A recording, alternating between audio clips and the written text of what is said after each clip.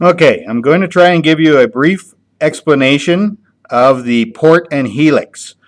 Here we can see that we have a simulated barrel and plunger assembly. The barrel has an inlet and an outlet or spill port.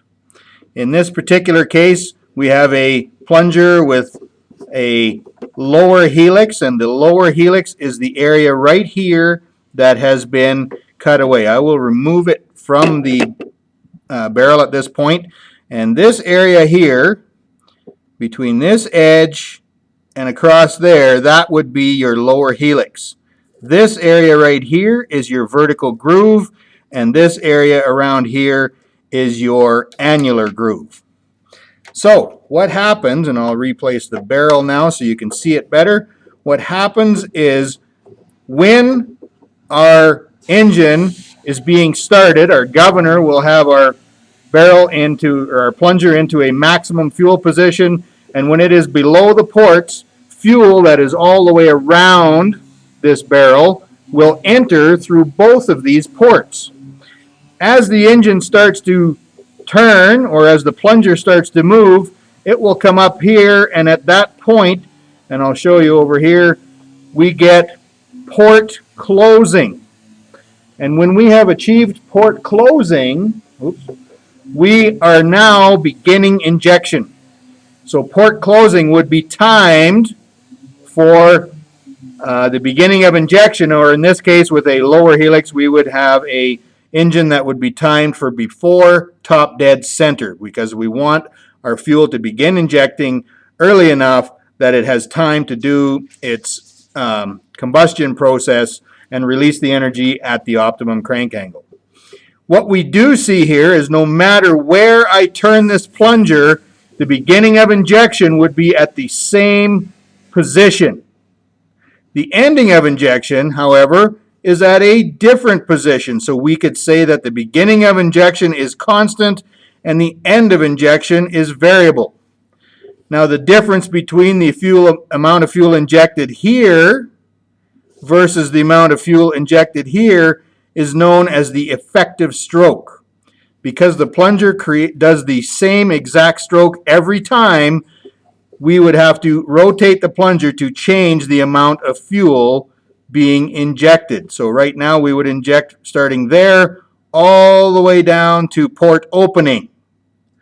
If we were back at idle position, say, or light load, we would begin injecting or port closed there, and we would end there or at port opening.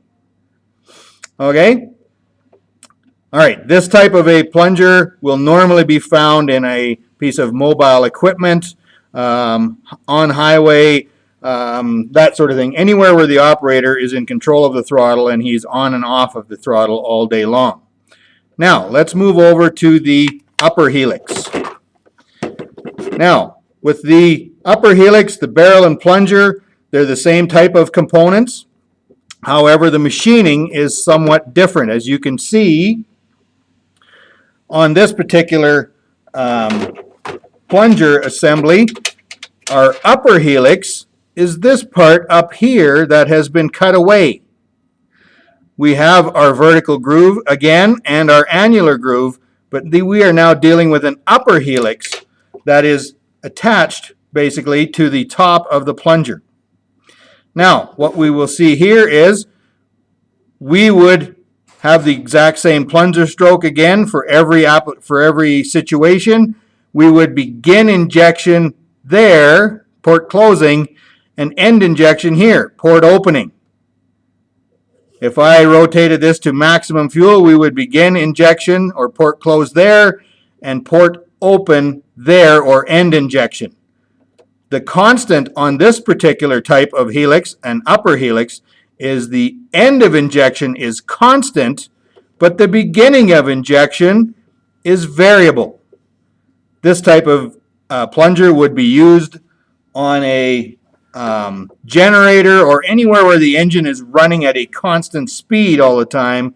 So any variances in load would then have the governor changing the quantity or effective stroke of the fuel. Now, in this particular case, if we were ending injection, how does the fuel get from the top of the plunger to the spill port. Well, at that point, the fuel has to travel across the helix, down the vertical groove, and across to the spill port where it spills out into the fuel gallery. The vertical groove itself, if we were in this position, could we create pressure?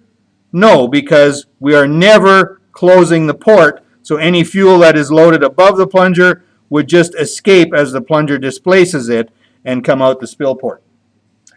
Okay? I think that is the briefest explanation I can make, and hopefully, again, you use this as proper study.